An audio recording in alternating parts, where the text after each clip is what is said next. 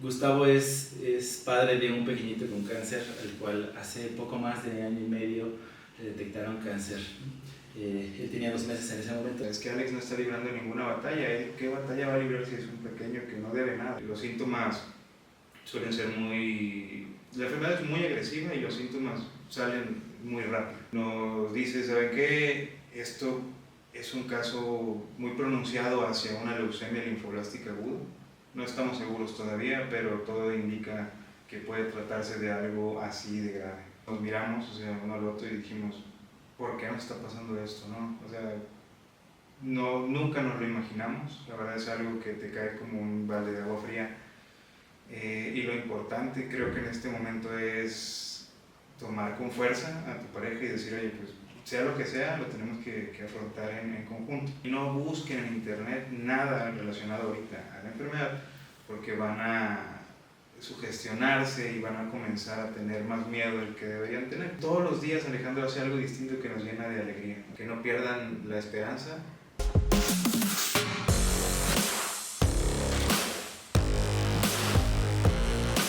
Bienvenidos a un programa más de ¿Quién eres? El día de hoy tenemos a Gustavo Ortiz. Gustavo Ortiz es una persona cercana a mí, al menos una parte de su historia es cercana a mí. Gustavo es padre de un pequeñito con cáncer, al cual hace poco más de año y medio le detectaron cáncer.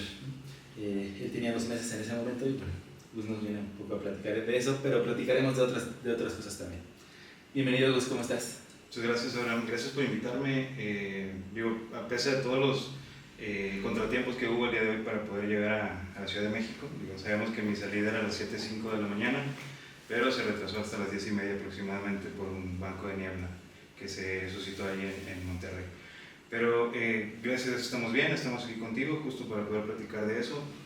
Creo que es una historia bastante extensa. Creo que vale la pena siempre comenzar por el principio, obviamente. Justamente lo que acabas de comentar respecto a la cercanía que tenemos, todo comenzó cuando ingresaste a la empresa. Antes de empezar, Gus, cuéntame un poco de tu historia de vida. O sea, ¿de dónde eres? ¿Cómo llegaste a Monterrey? ¿Qué fue donde nos conocimos? ¿Y cómo fue creciendo tu familia en ese momento? Claro. Yo llegué a Nuevo León en noviembre del 2016. Justamente en la ciudad de la que soy, en donde vivo, el trabajo comenzó a disminuir de manera radical. El tema de Petróleos Mexicanos, yo trabajo en una empresa que hacía viajes, digamos una empresa tercera para el tema del transporte de materiales peligrosos. Trabajamos para Pemex y comenzó a bajar muchísimo el trabajo y tuve que salir de esa zona de confort en la que estaba, ¿no? Aunado a que ya tenía una pequeña de aproximadamente en ese entonces 3 meses. Alejandra es mi hija mayor, ¿no? Hoy día tiene 7 años. En noviembre del 16 justamente corto relación con la empresa en la cual estaba operando en Poza Rica, Veracruz, y decido viajar hacia la ciudad de Monterrey para buscar una nueva oportunidad. Realmente fue aventurarme a encontrar algo. No tenía nada seguro realmente, fue un viaje casi de mochila, ¿no? Con mi familia, obviamente no los iba a dejar solos allá. Y la verdad es que fue relativamente, no fue sencillo, pero no fue tan complicado debido a que ya tenía familia trabajando en este estado, ¿no? Principalmente en la ciudad de Monterrey. Llegamos con ellos nos acogieron, nos dieron pues asilo, por así decirlo, en lo que yo buscaba un empleo, ¿no? Aproximadamente un mes posterior a haber llegado a Monterrey, yo me establezco en un empleo y desde entonces estoy laborando en la misma empresa, ¿no? Pues prácticamente mi hija tiene ya una vida aquí en Nuevo León, ¿no? Los pocos meses que tuvo en Poza Rica fueron realmente mínimos, estamos hablando de que fueron 3-4 meses aproximadamente. Sí, ya es regia, ¿no? Sí, ya, prácticamente ya es regia.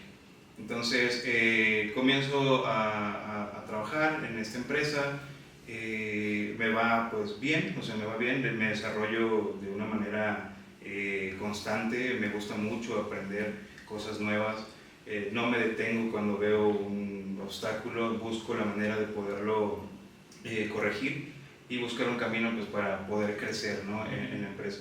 Entonces, al día de hoy, prácticamente desde el 2016, que casi son 7 años a la fecha, he conseguido escalar en algunas posiciones, ¿no? Y eso realmente pues me llena de orgullo, sabiendo que hay mucha gente que no lo logra a veces por temas personales, muchas veces no quieren salir de su ciudad natal por miedo a qué va a pasar allá, no conocen a nadie, pero creo que esta aventura que yo tomé fue justo lo que necesitaba yo y lo que necesitaba mi familia para poder estar, pues como hoy día estamos, que estamos en una situación, digamos, bien, ¿no? Económicamente. Y bueno, más adelante tendremos unos detalles respecto a lo que comentaste de mi bebé, pero todo radica en la oportunidad que yo encontré en Nuevo León y que a partir de ahí la vida que hemos tenido ha sido pues buena, ¿no? ¿Cuándo nació Alex? Alex nació el 24 de mayo de 2022, o sea, prácticamente tiene poco más de 7 meses, perdón, de 1 año 7 meses. Nació en la clínica de la empresa, entonces es una prestación que nosotros tenemos y él pues prácticamente nació por la mañana, 24 de mayo. Me acuerdo que fue quizá un par de meses después, ¿no? Cuando sucedió. ¿Nos puede platicar un poquito de cómo fue todo este proceso de diagnóstico? Que pues al principio fue no sabemos qué es, y claro, hasta que llegaron al diagnóstico ya certero. Sí, justo como lo mencionas, toda esta parte del proceso ha sido un camino largo, ¿no? Hasta la fecha, y todavía nos queda bastante camino por recorrer. Pero el día 24 de mayo, cuando Alejandro nació, yo no pude presenciar el parto en esta ocasión porque pues, es una clínica privada, es una prestación, entonces yo no pude acceder como en una, digamos, perdóname, no es una clínica privada, es una clínica de una institución, por así decirlo, de una empresa. Y anteriormente con Alejandro yo sí tuve la oportunidad de presenciarlo porque pues, nosotros pagamos el dinero, o sea, ahí sí era privada, no tuvimos la oportunidad de estar ahí, yo estuve todo momento apoyándola, dándole fuerza, vi a la bebé nacer, vi cómo la midieron, el ombligo, todo, o sea, presencié de pie a pa el parto de mi hija. Pero con Alejandro no pude y realmente no lo siento como algo tan necesario, ¿no? Creo que es un proceso que muchos disfrutan vivir y otros no tanto por los nervios. Pero bueno, esta ocasión no me tocó presenciarlo. Sin embargo, estuve muy nervioso afuera, sentado en las bancas. Recuerdo mucho que estaba conversando contigo y con el equipo respecto al nacimiento de mi bebé. Y justo cuando me avisaron que todo había salido bien, yo les mandé un mensaje para notificarles que ya había nacido, la hora exacta, etcétera, y que todo estaba marchando bien, ¿no? Justo después pasa el obstetra a felicitarme, me dice, ¿sabe qué? Su bebé ya está en los cuneros, es justamente el cristal que está aquí enfrente, vamos a levantarle para que lo vea unos minutos y luego vamos a bajarlo porque hay que hacer unos procesos con bebé. Le dije, ¿vale? ¿De acuerdo? ¿Está bien? Dijo que el peso y medidas habían sido óptimas, no había ningún indicio de nada, un parto totalmente normal. Mi esposa, después de todo el tema de la anestesia y demás, se recuperó muy rápidamente. Entonces ya me dejan pasar a verla posterior a su recuperación, que fue pues, pocas horas después del nacimiento. Entro a verla y a los pocos minutos nos traen a bebé ya pues, en una cunita, ¿no? Cubierto con unas sabanitas. Yo creo que esto es algo muy normal, ¿no? Entre los que somos padres y hemos tenido la oportunidad de participar en este tipo de eventos, ¿no? O en este evento del nacimiento de un pequeño. Se comporta con total normalidad, le dan, a principios le comienzan a dar fórmula láctea, puesto que pues, todavía los bebés recién nacidos pues, no pueden beber inmediatamente de lo que es el seno materno porque tienden a tener alguna sensación de ahogamiento y demás, se van acostumbrando poco a poco con una biberón, ¿no? Entonces, todo salió bien, nosotros salimos de la clínica al día siguiente, prácticamente fue una alta muy rápida y las recomendaciones de siempre, con mucho cuidado, a mi esposa no haga esfuerzos, ahorita pues es una cirugía que no es pues, tan fácil de manejar posterior al tema de recuperación.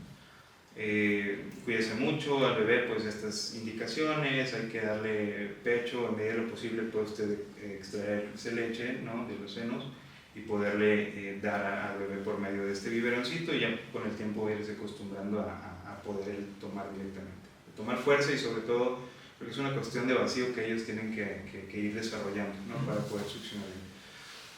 Entonces llegamos a la casa y los primeros 15 días de nacimiento de Alejandro, estamos hablando de que mediados de junio aproximadamente, nació a finales de mayo, nosotros lo vamos a registrar, los testigos son mi familia, mi cuñada, mi cuñado, mi concuño, perdón, y pues ya, ¿no? Alejandro ya tiene nombre, pero empezamos a notar en esos 15 días posteriores al nacimiento que Alejandro presentaba, es un término llamado diarrea explosiva, ¿vale? Esta diarrea explosiva pues es un popó de un bebé, pero de una consistencia muy extraña y también de un olor muy extraño, y uno lo percibe, por supuesto, luego y más si ya tuviste la oportunidad de tener un bebé anteriormente, ¿no? Entonces no se nos hizo algo normal, decidimos llevarlo a su centro médico para que lo revisaran, y se dio digamos que un indicio, ¿no? En ese momento, de una posible alergia a la proteína de leche de vaca. Este es un término que yo en mi vida había escuchado anteriormente, es el famoso APLV. Digo, mucha gente, muchos niños lo padecen, en ocasiones no saben que lo tienen y consumen lácteos, dicen, oye, es que me cae mal la leche, pero realmente se debe a que su estómago no resiste los lácteos porque son alérgicos, ¿vale? Y estas alergias en los pequeños son mucho más evidentes, o sea, hay mucho estreñimiento, de repente todo lo contrario, es una diarrea explosiva, por ejemplo, puede generar cólicos, y si la mamá no se da cuenta a tiempo, pues puede generar daños en el estómago del pequeño. Entonces nos dan un posible caso de APLV. Eso fue el primer mes, ¿no? Sí, eso fue casi, posterior a 15 días de su nacimiento, sí, el primer mes de nacimiento. Y ya cuando fue el diagnóstico que llegaron con él, fue al segundo mes, ¿no? Sí. Dado ¿qué fue el momento en el que dijeron, hay algo que necesitamos revisar más a detalle? Claro, posteriormente a estos 15 días, él comenzó a presentar dificultad para respirar, se le notaba muy obstruidas sus vías nasales, no podía respirar, no dormía por las noches. Aunado también a que él comenzó a comportarse de una manera distinta, se empezó a ver débil. Recuerdo mucho a finales de julio, que fue ya cuando era más evidente. Nosotros fuimos a varias citas en el transcurso del primer mes y del segundo mes, ¿vale? Fuimos a infinidad de citas, yo calculo que fueron unas 10, 15 citas. Hablando de un corto periodo de 2 meses, pues son muchas, ¿no? Para un pequeño, para cualquier persona.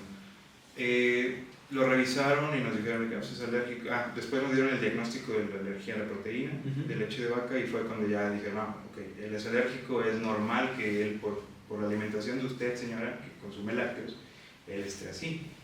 Eso se quedó hasta ese punto cerrado en que era esa la causa, y nosotros nos tranquilizamos. Mi esposa quitó de su dieta lácteos y él mejoró bastante, ¿no? Y comenzaron a darle una solución salina para la naricita, con lo cual también comenzó a mejorar su respiración y todo empezó a marchar un poquito mejor, ¿no?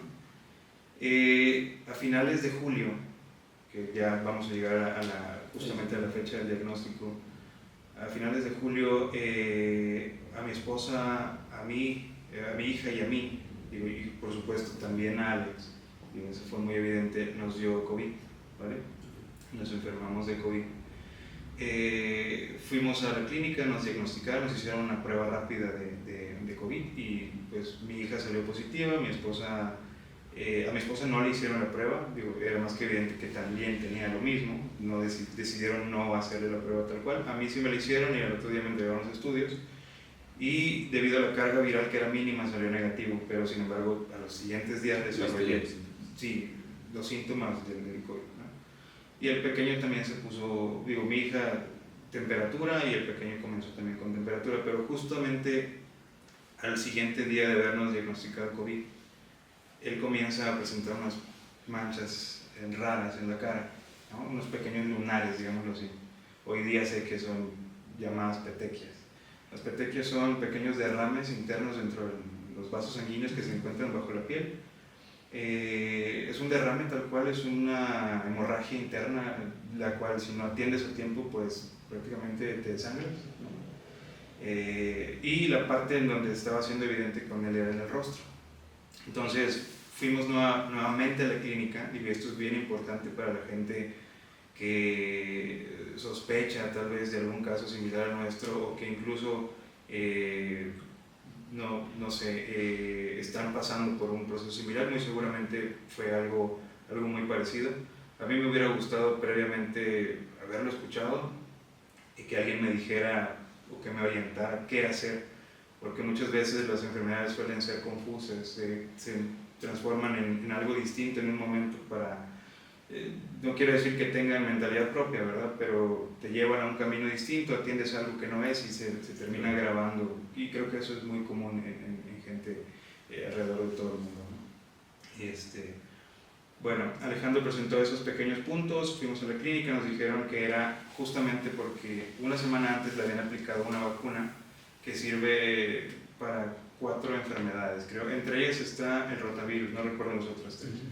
Pero es una vacuna que, digamos que es de tronco común ponérsela a los 2 meses a cada pequeño recién nacido, ¿no? Entonces, fuimos, nos dijeron que era a raíz de posiblemente un efecto adverso a la medicina que le habían inyectado, a la vacuna, y pues nos quedamos tranquilos nuevamente. Fuimos a casa, y esa noche, estamos hablando de que fue ya agosto, ya principios de agosto, mediados de agosto, perdón, Alejandro comenzó a presentar debilidad, o sea, era un aletargamiento, ¿vale? Él pues, no se había comportado así, fue de un momento para otro realmente. Los síntomas suelen ser la enfermedad es muy agresiva y los síntomas salen muy rápido, ¿no? Pero tenemos que actuar con mucha rapidez para poder hasta cierto punto salvar, ¿no? a la persona que está padeciendo de ello. Entonces comienza a presentar mucha debilidad, su color, y también esto es bien importante, a veces no nos gusta tomar opiniones de gente externa a la familia. Puede llegar un tío, una prima, un amigo y decirte, oye, noto que tu hijo está muy delgado, y a lo mejor no nos va a parecer porque tú sabes que está comiendo bien, o tú procuras estarle dando la alimentación correcta, y a lo mejor te puede sonar hasta un poco molesto que te digan, oye, ¿por qué me estás diciendo si yo vivo con él todos los días? Pero es precisamente por eso que no nos damos cuenta a veces de los cambios que existen dentro de la salud de un pequeño, ¿no? Porque convivimos día con ellos. Entonces a nosotros nos sucedió que justamente era un festejo del 15 de septiembre, y también se celebraba un partido entre unos equipos muy famosos de Monterrey.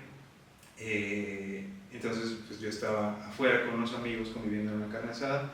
Vino mi suegra, o fue mi suegra a la casa, con más familia, y ella nos hizo una observación junto con la abuelita de mi esposa.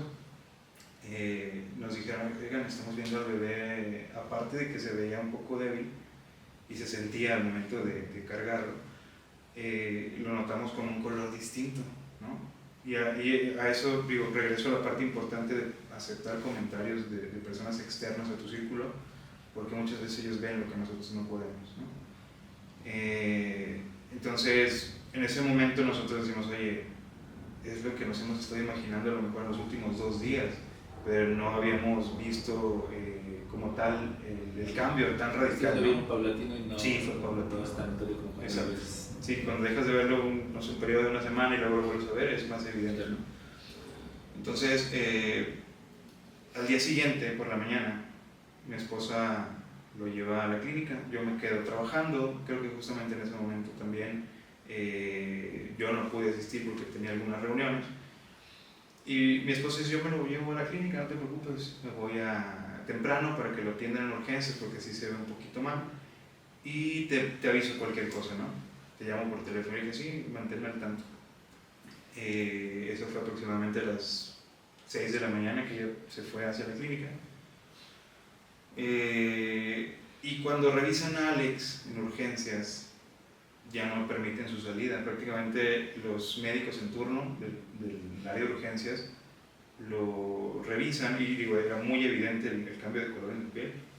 Comienzan a hacerle estudios, principalmente una biometría hemática porque su color no era normal. ¿Qué color Era un color, digamos, exactamente no sé cómo describirlo, pero grisáceo, por así decirlo. Ya no era un color rosa normal como el de un bebé. Yo había visto a otros bebés con un color similar, ¿no?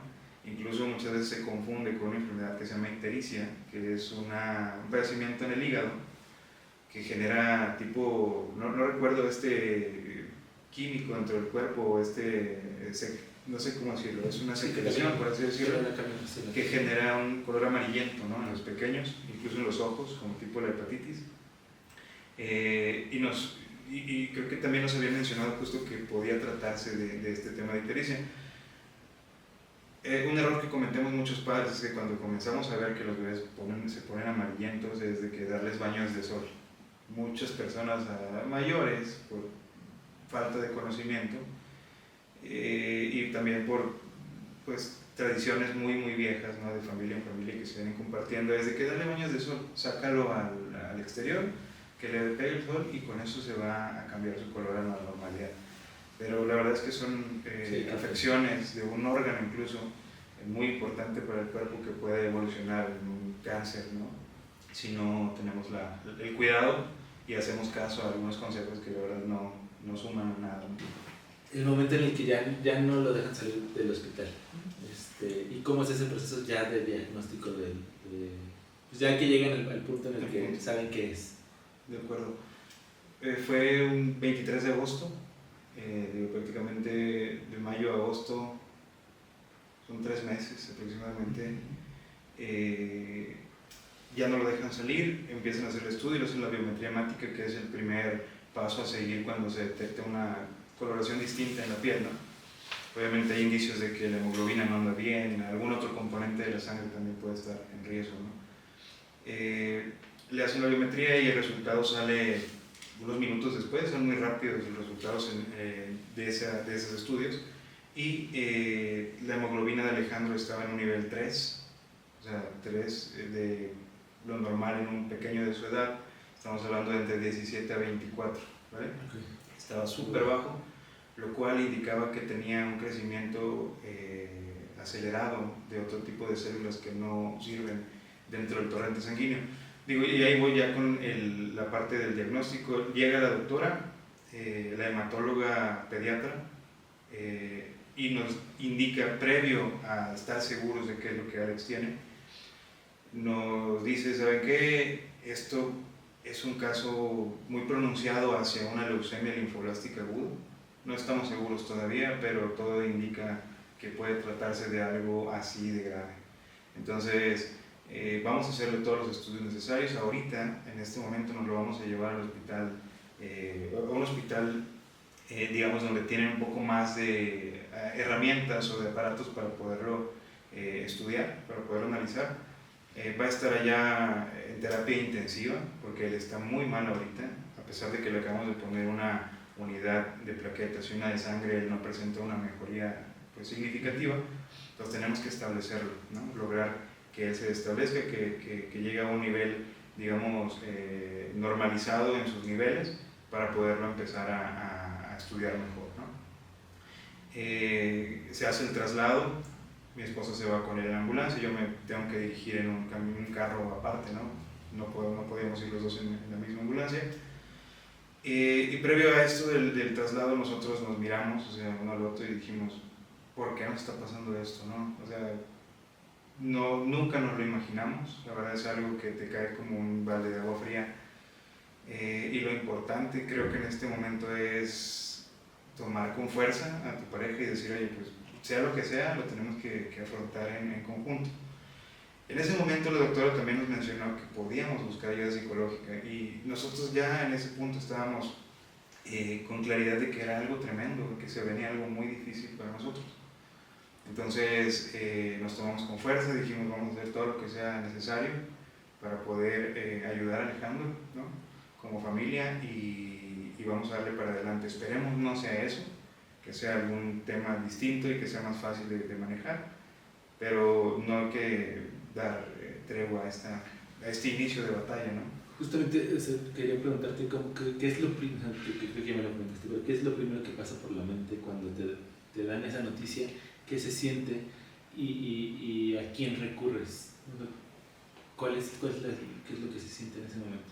En ese momento tuvimos la oportunidad de tenernos el uno al otro, frente a frente, cuando recibimos la noticia previa, por así decirlo, de lo que se podía tratar. Mi esposa, yo creo que ella tuvo la mente en blanco por un momento, dejó de oír lo que la doctora decía y fue muy evidente porque yo alcancé a notar que no creía lo que estaba sucediendo, ¿no? Y de hecho yo tampoco, es algo difícil de describir, es un sentimiento, no sé, sientes muchas emociones encontradas ahí, es preocupación al máximo, tu pulso se acelera al máximo también, no sabes qué vas a hacer en ese momento, escuchar la palabra con C, ¿no? No sé si la puedes mencionar constantemente, si no hay problema. Cáncer es una palabra que muchos escuchamos y significa muerte, ¿no? Pero la verdad es que en ese momento, con base en los comentarios de la doctora, que fue: señores, si se trata de esto, hay muchas posibilidades de salir adelante. Su hijo ahorita está muy grave, pero si lo logramos establecer, tenemos oportunidades. Les voy a dar unos artículos para que los lean, etcétera, y no busquen en internet nada relacionado ahorita a la enfermedad, porque van a sugestionarse y van a comenzar a tener más miedo del que deberían tener. Es ahorita el principio de algo a lo mejor complejo, a lo mejor no, pero yo les voy a pasar información y conforme vaya haciendo la evolución de Alex, vamos platicando, ¿no? ¿Lo hiciste? Sí. O sea, ¿no buscaste en internet? No busqué nada en internet. Mi esposa estuvo a punto, muchos recurrimos a Google, ¿no? Cuando tenemos alguna duda. Sí, siempre hay que acudir con los profesionales en la salud y no sugestionarnos con investigaciones propias que no nos llevan a ningún lado, ¿no? Yeah. Entonces, la doctora, con el paso de los días, bueno, y regresamos a la historia de todo el tema del diagnóstico, se traslada bebé a esta clínica, comienzan los estudios, es una semana en terapia intensiva y después de una semana constante, la verdad es que es algo complicado de llevar, yo creo que mucho más para un pequeñito, constantes piquetes en el cuerpo para poder extraer muestras y estar analizando muestras de médula, o sea, perforan hueso para poder extraer médulas y hacer conteos de células que se generan en la médula ósea. Posterior a esta semana ya la doctora sale del cuarto de Alejandro, nosotros estábamos afuera esperando nos dijera qué sucedía y ya nos da la noticia. Y digo, la verdad es que ella siempre fue muy prudente y también muy asertiva en sus comentarios, nunca fue darle vueltas al asunto y decir es algo ligero, no se preocupen, va a estar bien, hay muchos casos en el mundo que se han superado, no. O sea, el caso es muy complicado. Alejandro en efecto padece de leucemia linfoblástica aguda, es la leucemia más agresiva, debido a su edad, ¿no? Es muy complicado, todavía se multiplica el nivel de complejidad. En niños de 7, 8 años, 10 años, por ejemplo, es un poco más sencillo a lo mejor de atacar, ¿no? Porque son pequeños más fuertes, pero en bebés de la edad de Alejandro, pues sí, muy complicado. No decimos que es imposible. Ustedes, si le tienen fe a algo, es momento de que comiencen a inclinarse o a lo mejor a pedirle por la salud de su bebé. Digo, puede ser cualquier cosa, yo no sé a qué le tengan fe, ¿no? Pero muchas veces eso ayuda. Yo no les voy a decir que busquen remedios caseros, que busquen que el jarabe de no sé qué o que el ungüento, no sé, eso no sirve para nada. De una vez les digo que remedios naturales no ocupen, van a afectar la salud de Alejandro y no se lo recomiendo. Todo lo vamos a hacer nosotros. Recuerdo muy bien que me comentó, esta enfermedad es muy cara respecto a los medicamentos que Alejandro va a necesitar, pero siéntase tranquilo porque justamente me acaban de indicar que todo lo que Alejandro va a necesitar está ya cubierto por su seguro, ¿no? Entonces, por una parte fue pues digamos, un sentimiento muy complicado al inicio por el diagnóstico, que realmente nosotros ya nunca se nos fue la fe de que fuera algo distinto, pero a veces un ser supremo, no sé si llamarlo así, tiene planes para nosotros distintos. No sé si llamarle destino o qué, pero a pesar de todo lo que nosotros pedimos para que no fuera lo que al final resultó ser, realmente pues podemos decir que a lo mejor no surtió ese efecto, pero la contraparte fue cuando nos dijeron que es que no vas a tener que desembolsar tú de inicio dinero para poder llevar el tratamiento de tu pequeño, ¿no? Eso fue un peso que nos quitaron de encima, porque nos dio ejemplos de pacientes que ella atiende en un hospital, digamos, de Nuevo León, ¿no? Que es como más, se llama hospital universitario, donde hay gente que no tiene los recursos y tiene que estar pidiendo apoyo. No sé si alguna vez has visto gente que pide apoyo en los camiones, gente que pide en las paradas de autobús, etcétera. Bueno, ese tipo de esas personas que se les complica el tratamiento, muchas veces no suelen lograrlo, ¿no? Y pues la verdad es que es una lástima, porque creo que hoy día ya se tiene más acceso a la parte de la salud en la que se apoya a los niños con cáncer en Nuevo León, pero anteriormente creo que el caso era muy distinto y era complicado de llevar. Bueno, nos dan ese diagnóstico. Alejandro empieza a recuperar un poco sus niveles de hemoglobina y de plaquetas, y se traslada nuevamente a la clínica para comenzar a accionar ya con el tratamiento de quimioterapias. Nos dan un esquema, ¿no? Un esquema de quimioterapias que prácticamente es un calendario. La doctora comienza a aplicarle ciertos medicamentos y justamente ahora te voy a platicar, digo, primeramente el término, o qué es la enfermedad en sí, ¿no? La leucemia linfoblástica aguda, o cualquier tipo de leucemia, es una enfermedad que genera demasiadas células inmaduras en el torrente sanguíneo. La médula ósea,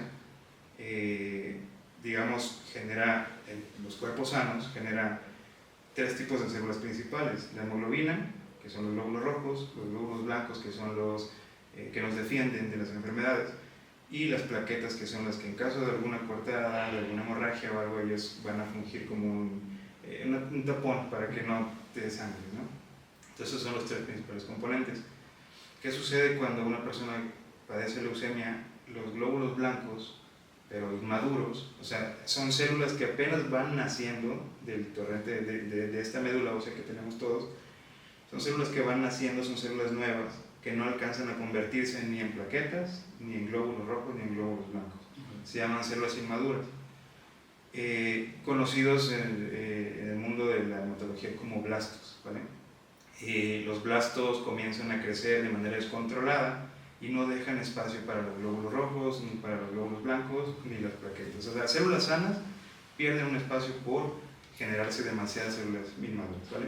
Es como, por ponerte un ejemplo, estás en una habitación, tú tienes tus tareas que hacer, tú tienes que mover una maquinaria, la otra persona mueve otra maquinaria, el otro está también moviendo su parte, y de repente te empiezan a llenar de personal que a lo mejor no está haciendo nada más que estar parado ahí, y te comienza a quitar espacio para realizar tus funciones, y eso genera que no las hagas bien. Entonces, ¿qué riesgos existen con la leucemia? Que exista una hemorragia y que no nos demos cuenta, porque ya no hay plaquetas que ayuden a controlarla, y con los glóbulos blancos, al no tener el espacio suficiente, existe un riesgo de contraer infecciones y morir, pues, de alguna gripa, por ejemplo, ¿no? O de cualquier padecimiento que a veces, por mínimo que parezca, a una persona enferma de leucemia le va a afectar muchísimas veces. Sí. ¿Y cómo fueron esos primeros semanas, meses? ¿Llega un momento en el que se llega a un tipo de normalidad?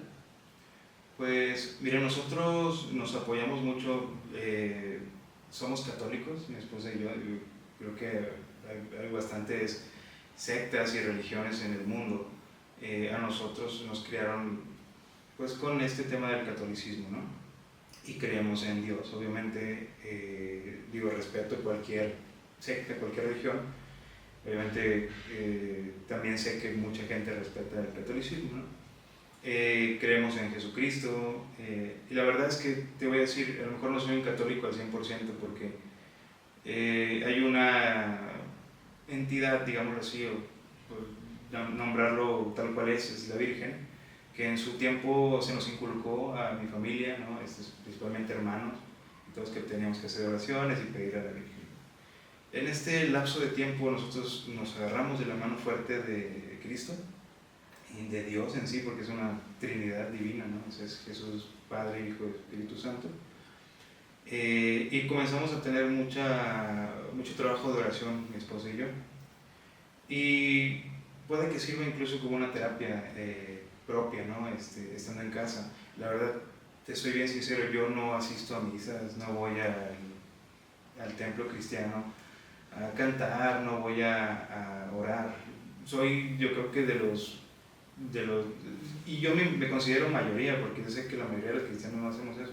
O sea, son muy pocos los que realmente se toman el papel como tal y van y acuden y hacen al pie de la letra lo que la religión indica, ¿no? Pero bueno, creo que mucho de lo que nos ayudó fue principalmente la familia, o sea, papá, mamá, hermanos, tíos, primas que se enteraron y empezaron a darnos ánimos. Incluso los primeros días, que fue un tema de mucho viajar y mucho tema de gastos, eso nos fueron apoyando las primeras semanas, por así decirlo, y justamente después de ese primer impacto ya nosotros logramos establecernos y dar un rol más, digamos, calmado a todo este tema de las salidas, puesto que ya había una calendarización, ¿no?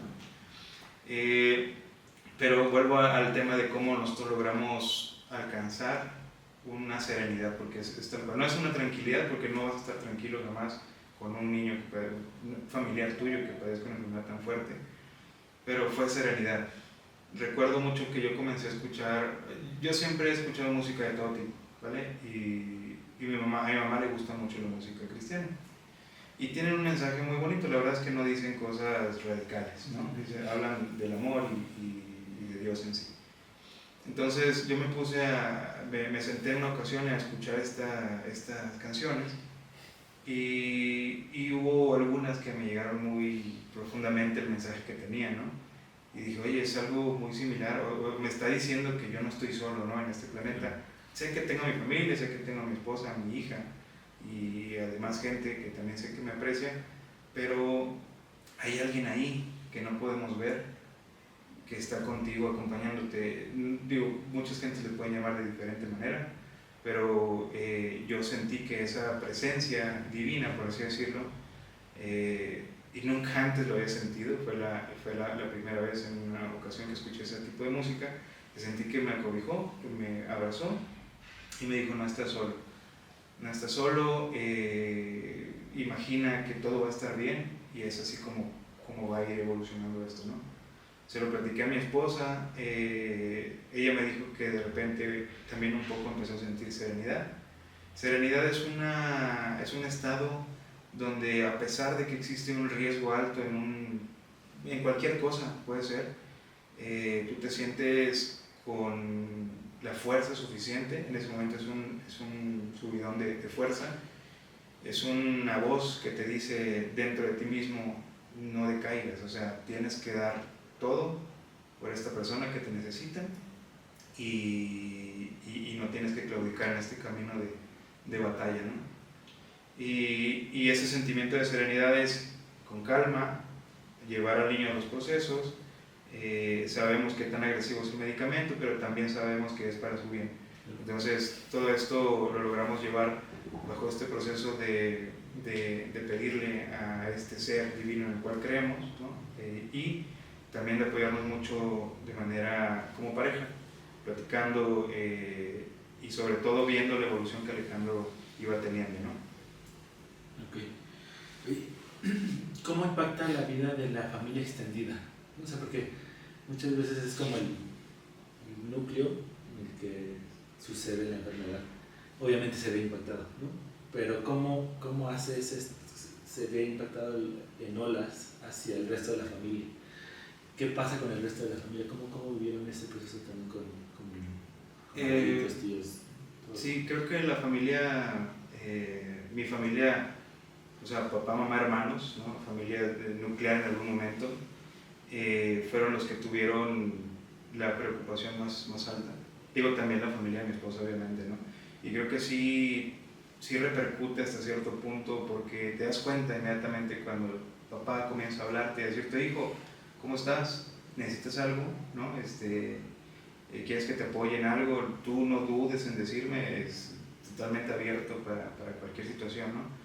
Mamá también, o sea, mamá incluso he tenido la oportunidad de tenerla en casa en lapsos de algunos meses se va de nueva cuenta a Veracruz y regresa y nos ayuda, no digo nos ayuda porque realmente es una ayuda a mi madre ahora. Y pues creo que principalmente mamá, papá, hermanos fueron los que nos abrazaron y nos dieron ese calor que necesitábamos en ese momento. Mi papá, digo, lamentablemente mi papá falleció en junio de este año, siempre estuvo al tanto de Alejandro, o sea, constantemente hacíamos videollamadas. Él era muy fanático del box, entonces los sábados era sí o sí siempre sentarnos a ver las peleas juntos, aunque no estuviéramos el uno con el otro, ¿no? Físicamente. Hacíamos una videollamada y disfrutábamos del deporte. Y durante la semana eran llamadas de mi padre para saber cómo iba evolucionando bebé. Tiempo después de que mi padre, o bueno, pocos días después de que mi padre falleció, me enteré de comentarios que él hacía preocupado respecto a la salud de Alex, a compañeros maestros, a gente que lo rodeaba, ¿no? Seres queridos de él, y todos me dijeron, tu papá siempre estuvo al tanto de tu bebé. Yo lo sentí, por eso es que estoy agradecido con él, yo lo sentí así.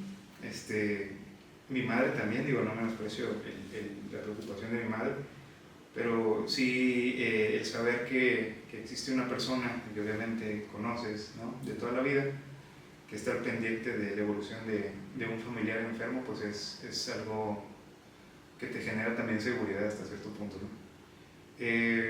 Y bueno, eso es lo que nos tocó vivir como primera etapa con Alejandro, como familia extendida.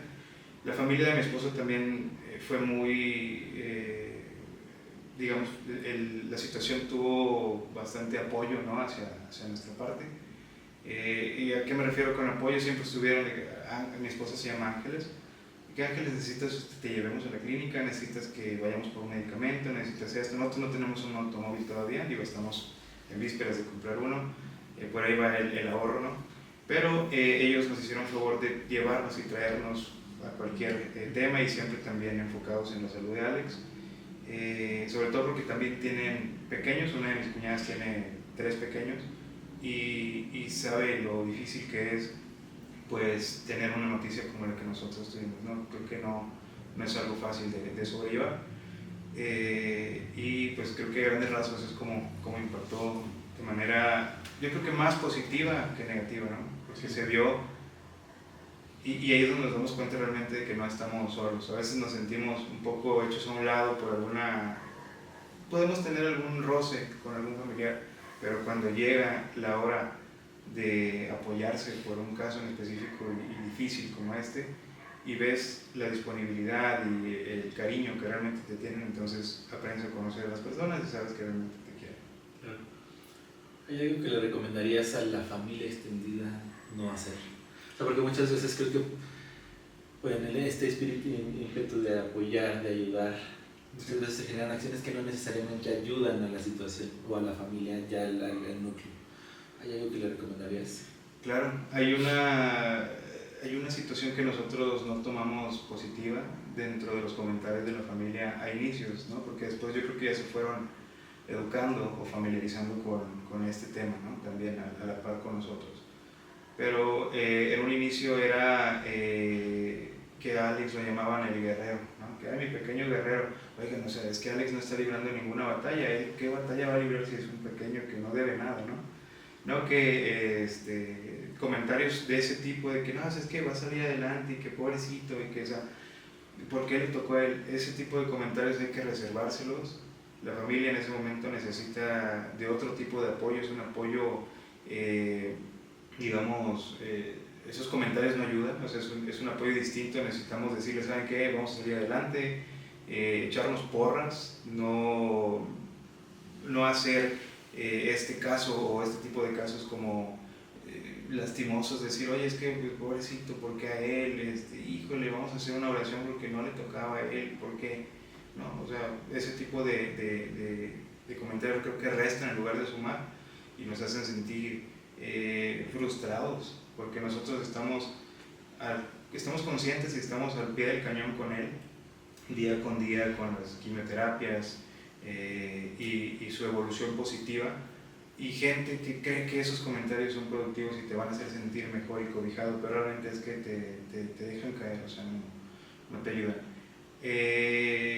Y realmente otro tema en específico que yo recomendaría así a la familia extendida no hacer, creo que no se presentó un caso distinto a este, entonces le recomiendo a la familia extendida de la persona, en específico de los familiares, en el caso de que se trate de un pequeño, ¿no? Darles positivismo. Mucho positivismo también es malo, sé que hay ciertos grados de conocimiento que nos permiten saber que no es una enfermedad fácil, pero decirles, ¿sabes qué? Es tu tratamiento y tienes que seguirlo al pie de la letra, porque a veces nos estancamos en cuando ya nos sentimos bien y ahí comienza de nuevo cuenta una enfermedad más agresiva, ¿no? ¿Cuáles son los procesos? ¿Cuál es el proceso de una persona con leucemia, ¿no? Son varios los pasos que hay que seguir para llegar a una sanación. Primeramente, cuando la persona obviamente está en un estado avanzado de la enfermedad, pues obviamente va a estar como Alex al inicio, que tenía una hemoglobina muy baja, plaquetas y glóbulos blancos, ni se diga. Lo primero que tiene que hacer el equipo multidisciplinario, porque en este caso digo, es un equipo de varios especialistas, que Alejandro lo ha ayudado mucho, es la inducción a la remisión. Lo primero que debe buscar el médico es inducir la remisión al paciente, es decir, lograr que su conteo de células de la sangre sean óptimos, y si no son óptimos, que sean por lo menos normales, ¿no? Para que él pueda ya resistir un poco más de bacterias, de infecciones, y que pues, no existan riesgos de hemorragias internas y demás, ¿no? Esta primera fase de inducción a la remisión es muy agresiva, es por lo regular donde a los pequeños o a las personas en común, creo que es uno de los procesos más difíciles, comienza a caérseles el cabello, ¿vale? El medicamento que les ponen es fuerte, comienza a generar una caída de cabello, y esta parte es muy agresiva. Se logra la remisión, este es el segundo paso, la remisión. Cuando se logra esto, las esperanzas crecen muchísimo, ¿vale? Cuando se logra la remisión, el paciente tiene un porcentaje mucho más alto que al inicio de poder sobrevivir a la enfermedad. Una vez que se logra la remisión, y vuelvo a esta parte importante de decir, oye, la remisión es un estado como si estuviera sano el paciente, ¿vale? Es un estado, en el caso de la leucemia, son células normales en el conteo de su cuerpo, ya no hay blastos, o no hay lo suficientes como para afectarlo, ya se siente bien, su coloración cambia, todo está perfecto, pero si no te sigues tomando el medicamento y si no recurres a tus tratamientos, es 100% seguro que vas a recaer y es mucho peor, ¿vale? Entonces, Alejandro logró la remisión. Luego de la remisión viene la intensificación, ¿vale? Esta intensificación es una carga todavía más masiva de medicamentos para poder lograr que la enfermedad reduzca en su totalidad, de ser posible, la cantidad de blastos en el cuerpo. Lo ideal es un 5% de este tipo de células en la sangre. Digo, Alejandro tenía porcentajes súper altos cuando inició. Y algo importante de mencionar es que a Alejandro le hacen estudios de médula ósea cada mes aproximadamente. En el primero obviamente había un conteo alto de blastos, en el segundo había menos, en el tercero comenzaron a desaparecer, en el cuarto, quinto y sexto ya no ha habido presencia de células leucémicas. Alejandro ha logrado un avance extraordinario y gracias al conocimiento de la que lleva la batuta, que es la hematóloga, no sé si puedo mencionar su nombre, es Julia Ester Colunga Pedraza, a la cual le agradecemos muchísimo, puesto que ha puesto todo el empeño. Digo, tiene muchísimos pacientes y muchísimos casos de éxito, pero creo que con Alejandro yo he logrado ver la efectividad de su trabajo, su dedicación a cada uno de sus pacientes. Bueno, en este caso con Alex ha sido pues completamente, digamos, que ha marcado una pauta importante para que Alejandro llegue a los niveles que ellos se encuentran.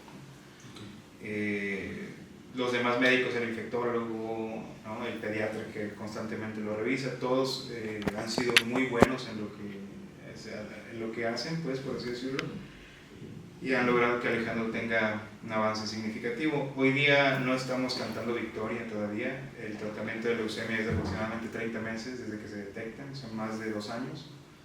Y vamos, pues, justamente paso a paso avanzando y queriendo que esto sea, o que siga, o que continúe positivo, ¿no? Como hasta ahora lo ha sido. ¿Y cómo ves a Alex? Porque para él al final le parece es su normalidad, ¿no? O sea, creo que él no conoce otra cosa distinta a lo que ha venido viviendo. En comparación con tu pequeñita, ¿cómo ves su desarrollo? Claro, el desarrollo de Alex fue más lento de lo normal. Él comenzó, yo creo que lo que los niños o los bebés comúnmente hacen a ciertos meses de haber nacido, él lo comenzó a hacer con un tiempo de atraso importante. Sobre todo retomar esa fuerza en el cuerpo, en sus piernas, y poder comenzar a gatear, no sé, niños que a los 4 meses, 3 meses ya comienzan a tener algún avance para el tema de gatear y así. Alejandro estaba totalmente acostado, o sea, no tenía fuerzas suficientes para levantarse y hacer una travesura que hace un pequeñito, ¿no? Entonces, nosotros lo vivimos tal cual, muy distinto con Alejandra, nuestra primer pequeña, ¿no? A pesar de que no era muy traviesa y no era muy aventada, era evidente que logró todos los temas de motricidad mucho antes que Alejandro, ¿no? Y también un poco hacia el estado de ánimo en general, o sea, porque creo que de manera natural por la enfermedad, el desarrollo, digamos, motriz y de tamaño y todo se ve afectado, ¿no? Claro. Pero en su estado de ánimo y pues al final es un niño, ¿no? ¿Cómo lo ves hoy? Yo creo que, digo, y sonrío porque la evolución de Alejandro ha sido extraordinaria. Hoy día es un niño bastante activo, es un niño muy activo, baila bastante, no camina, corre de un lado a otro, y toca la pared y corre al otro lado y la toca, y eso le emociona mucho. Es una activación que a él le gusta hacer, ¿no? Todos los días. Nos llena, o sea, todos los días Alejandro hace algo distinto que nos llena de alegría. O sea, son risas esporádicas que de repente salen por alguna locura o alguna travesura que su hermana hace, ¿no? Que juega con la pelota o algo y le hace, o sea, alguna graciosada, por así decirlo, y Alex se ríe. O sea, verlo reír para nosotros es lo mejor que nos pudo haber pasado desde ese 24 de mayo hasta la fecha. Es algo grandioso. Creo que todos quisiéramos ver sonreír a los que amamos siempre, ¿no? Y Alejandro hoy día lo ha logrado. O sea, su estado de ánimo es, hoy lo veo y yo pienso, Alex está sano, o sea, no tiene nada, ¿no? Los indicios de los estudios lo indican, sin embargo, no hay que bajar la guardia, pero él ahorita es una persona, o sea, es un pequeñito que se pudiera comparar con un pequeño de su edad y decir, oye, están a la par, ¿no? En su estado anímico, en su estado de motricidad y en muchos aspectos digo, conciliar el sueño, por ejemplo, él bebe pecho todavía y concilia el sueño muy bien, se levanta con mucha energía, etc. Y creo que algo importante también que mencionar es que hay un mito, o mucha gente a veces por el que dirán, deja de darle pecho a los pequeños, muy pequeños, ¿no? De que 1 año y medio, 2 años y no, ya es suficiente. Pero la realidad es que hay estudios que demuestran que darle pecho a los bebés después de los 2 años le ayuda muchísimo para evitar todo este tipo de padecimientos. O sea, estamos hablando de padecimientos fuertes como el cáncer, algún tema de alergias que se puede desarrollar más adelante, pero sobre todo mamás que están en ese proceso de lactancia. Creo que ninguna fórmula láctea baja, y eso seguramente ya lo escucharon de médicos que han consultado, porque creo que todo recae en el mismo tema, es no dejen de darle a sus pequeños leche materna, es lo más importante, es lo que los va a nutrir, lo que los va a llenar de energía, de defensas para sus posteriores años de vida. Es súper, súper importante. Y en este año y medio, un poquito más. Sí. ¿Qué has aprendido, Gus, de Alex? Y en general de la situación. Creo que Sí. algo que por lo que decidí abrir este podcast es que encontramos aprendizajes, encontramos historias de éxito en todos lados, ¿no? Y creo que lo platicábamos cuando en algún momento dejé de trabajar en donde nos conocimos y que estaba planeando hacer este podcast y que te dije te voy a invitar porque para mí es una historia de éxito, ¿no? Y no por la situación en sí, sino por la entereza. Hay muchas situaciones, muchas cosas que rodearon la situación que para mí son de admirar, ¿no? Entonces, ¿qué has aprendido de la situación? Aprendí muchas cosas. Creo que principalmente la toma de decisiones que nosotros tenemos a veces nos da miedo tomar una decisión porque tenemos miedo a lo que hay del otro lado, ¿no? Hubo decisiones importantes en mi vida previo al nacimiento de Alex que creo que se acomodaron justamente para que hoy estemos platicando de esto y te pueda decir que Alejandro está en un estatus, digamos, positivo, ¿no? Bastante positivo contra la enfermedad que estábamos combatiendo. ¿Y a qué me refiero con estas decisiones que marcaron pauta? Este servicio o este centro médico en el cual Alejandro se está tratando o están tratando a Alex, yo tuve la decisión en su momento de poderme desviar hacia otra, hacia otra rama del trabajo en la cual yo no iba a tener ese beneficio, ¿no? Entonces, realmente, y esto sucedió más de una vez, o sea, hubo gente que yo creo que siguen tu manera de trabajar, o sea, gente que valora la manera en la que te desempeñas y decide invitarte a darte una oportunidad y decirte, ¿sabes qué? Vente a mi equipo, ¿no? Pero ese equipo en esa primera toma de decisión fue, pues vas a tener todos los beneficios que hoy tienes, pero no el hospital, ¿sí? ¿No? O sea, no va a estar. Pero no te preocupes, vas a ganar más, o sea, te puedes atender en particular, ¿no? A lo mejor tu liquidez va a ser más, pero X, no pasa nada, no creo que te vayas a enfermar. Ese comentario yo lo tomé con, digamos, en ese momento tal vez fue con sabiduría, sin saber que lo estaba teniendo, y dije, no puede ser, o sea, yo evolucioné en esta empresa porque tuve el hambre, por así decirlo, de tener este servicio, y es creo que el más importante que esta empresa ahorita. Entonces no voy a dejarlo hoy por ganar unos pesos más. Entonces la decisión fue de que, ¿sabes qué? Te agradezco mucho, pero creo que no es lo mejor para mí en diferentes aspectos, importante este punto, ¿no? No te preocupes, está bien.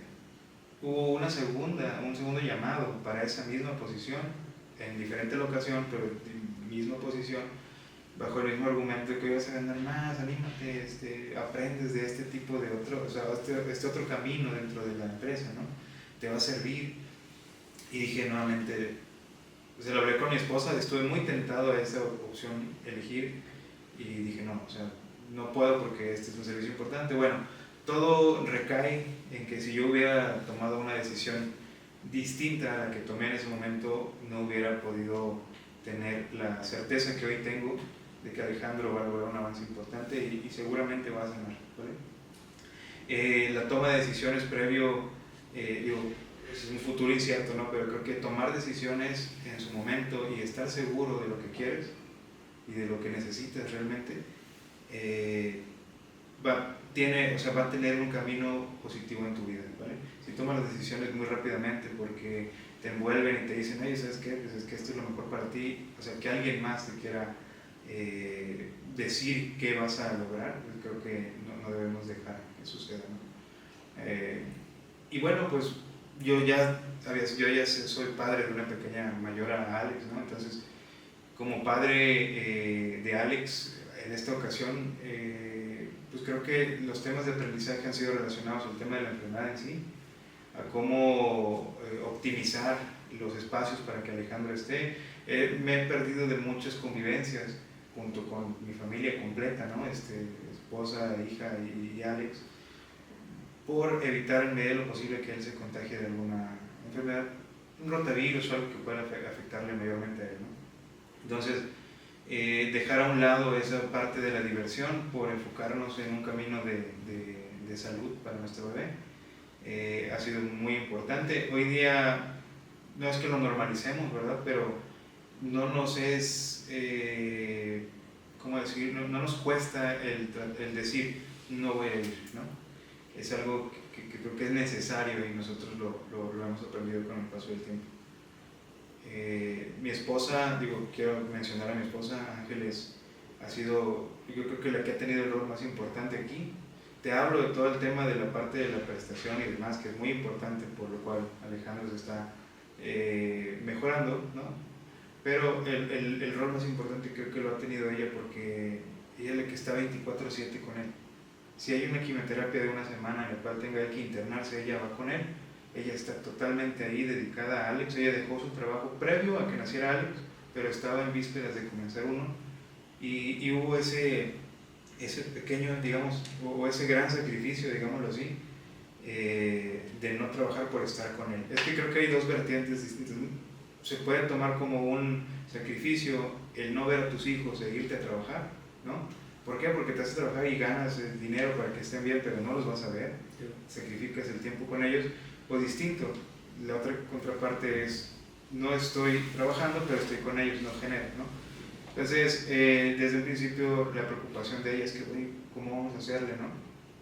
Y creo que nos hemos ido acomodando. Hubo por ahí también un apoyo realmente en función a las tareas, ¿no? que en su momento viste que desempeñábamos como equipo, por el cual hubo un crecimiento importante para mí, y yo realmente a partir de ahí logré acomodar muchísimas cosas. Y un poco para ir cerrando, si te preguntara quién es Gustavo Ortiz y cómo toda esta situación te redefinió, ¿qué pedacito de quién eres se transformó por vivir esto que viviste con Alex y que te ha hecho una mejor persona o desarrollarte de una forma distinta? Claro. Alejandro Ortiz, o Gustavo Alejandro Ortiz Quijano, es una persona que viene de un pueblito de Veracruz. Yo te comentaba al inicio, son muy pocos los habitantes que están ahí. No tenía pensado, obviamente nadie tiene el futuro planeado, ¿no? De que dices que voy a tener una esposa, voy a tener hijos, etc. Mi infancia fue realmente muy divertida, por así decirlo. Tuve unos padres bastante responsables, que me enseñaron a mí a tener cierto grado de responsabilidad, ¿no? Yo sé que mucho lo aprendes en el transcurso de tu vida, pero tuve padres que me forjaron un comportamiento del tipo de que, oye, si vas a salir tienes que estar aquí a las 10 de la noche, ni más ni menos, ¿no? De ese tipo que yo sé que es muy común, pero realmente sí te ayudan para tu futuro, ¿no?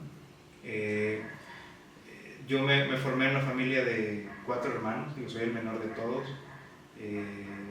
y pues justamente cuando decidí salir de ese pueblo para comenzar a laborar después de terminar mi carrera, no sé si me estoy saliendo un poquito de la tangente, pero Alejandro Ortiz conoció a Ángeles en la universidad, ¿vale? En segundo semestre de la universidad comenzamos una relación muy bonita. Posteriormente, pues después de varios años, porque fueron casi 8 años después de conocernos, que decidimos tener a Alejandra, creo que ese fue el primer cambio radical en mi vida, ¿no? Yo lo primero que pensé cuando tuve la noticia de que iba a ser papá, ¿no? Dije, ¿qué voy a hacer si yo no tengo una casa propia, no tengo un automóvil, y hasta la fecha no tengo uno, pero creo que no es importante para mí ahorita? No tengo a lo mejor el sustento para poderle dar un futuro, ¿no? a esta bebé. Fue ahí cuando yo comencé a cambiar el chip y a decir, cero relajo, o sea, es momento de dedicarme 100% a la vida de padre que ahora tengo que llevar, porque mi papá me dio un ejemplo y fue tal, ¿no? Entonces yo no tengo por qué ser distinto o seguir un ejemplo mal dado. Ese fue el primer cambio radical en mi vida. Realmente creo que un hijo, los que tenemos la oportunidad de ser papás, te cambia la vida de manera distinta, ves la vida de otro modo. Ya para ir un poco cerrando, ¿quién es Gustavo Ortiz y cómo esta situación, y no por la situación en sí, sino por lo que representó para ti y para tu familia, cómo transformaron a Gustavo? Pues Gustavo Ortiz es un padre de familia, es un padre de familia de 2 pequeños, digo esposo de una esposa bastante responsable. Lo que te puedo decir que aprendí o que me define hoy día respecto a todo lo que he vivido, ¿no? Y sobre todo lo de los últimos meses o últimos años, el ser padre te cambia la vida de muchas maneras, te genera un miedo constante a morir y decir ¿qué van a hacer mis hijos si yo no estoy, ¿no? Creo que es el miedo que todo padre tiene de dejar desamparado a un pequeño, ¿no?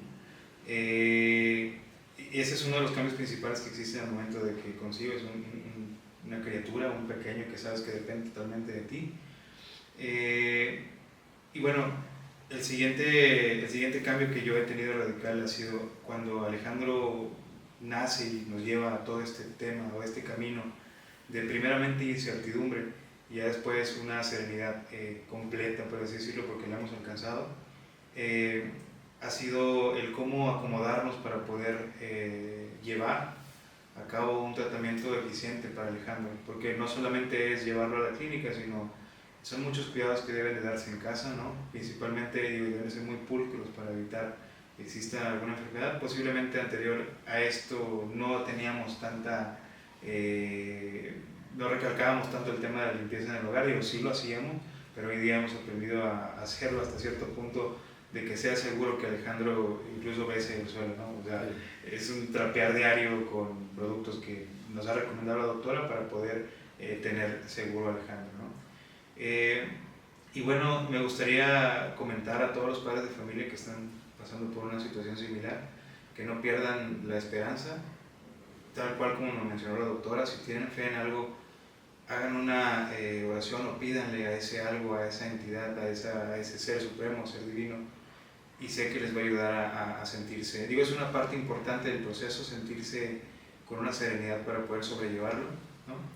Y que hay mucha esperanza para un diagnóstico de esta categoría. Cualquier cáncer es curable si lo detectamos a tiempo, obviamente, y no debemos de dejarnos vencer por ningún padecimiento, ¿no? Alejandro llegó a un estado crítico en el cual su probabilidad era de menos del 5% de salir de ahí, y hoy día es una persona o es un pequeñito que está a vista de cualquier persona sano, o sea, la gente lo ve y no deduce que él está enfermo. Entonces existe un camino importante en el cual ustedes como padres o familiares van a jugar un rol importante y hay que mantenerlo, ¿vale? Para no dejar que, sea cual sea el padecimiento, nos vuelva a retomar y a hacer recaer nuestra salud, ¿vale? Sean muy prudentes al momento de tratar los temas con los médicos hacen lo mejor que pueden. Muchas veces nos molestamos porque no nos permiten ciertas cosas y decimos, oye, pues, ¿cómo va a ser que el médico no me permita ver a mi hijo en este momento? Pero hay situaciones cruciales en las cuales no vamos a poder estar ahí y tenemos que aprender a ser prudentes, a educarnos en ese sentido del tratamiento, ¿no? Saber cuándo accionar y cuándo no, y no recaer en esas polémicas de que es que la doctora no me dice lo que mi hijo tiene, a lo mejor no lo entendemos, pero hay que documentarnos para poder entender que cualquier enfermedad tiene un límite muy grande, perdón, un rango muy grande de esperanza si seguimos al pie de la letra del tratamiento. Es todo. Nada más que agradecerte, Gus, como lo platicamos en un momento, me encantaba la idea de poder terminar el podcast y de verdad muchas gracias por estar acá. Estamos cerrando el programa, muchas gracias por acompañarnos en un programa más de quién eres. Si tienen alguna duda en cualquier tema que quieran comentar, aquí abajo en los comentarios, y recuerden suscribirse. Muchas gracias. Suscríbanse. Gracias.